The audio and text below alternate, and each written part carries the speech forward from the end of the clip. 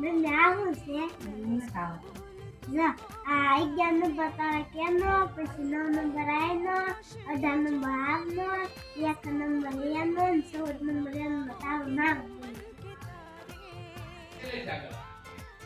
ચાલો તમારી પાસે બુક છે ને, એ બુક ની અંદર 21 એની અંદર કેટલા નાખવાના છે? 26. એનો આપણે સરવાળો કરવાનો છે. તો 21 અને 26 હા, તો આપણે એનો સરવાળો કરીએ. 21 અને 26 કેટલો થયો?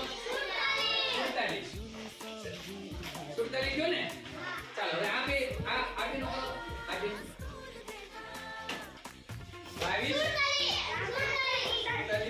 હવે આ બે નો કરો. કેમ આમ થયું? બધામાં 47 છે એવું. એક અહીંથી લીધી, એક અહીંથી લીધી, છતાં પણ એક સરખું. તો આને કહેવાય સાદું પેટ.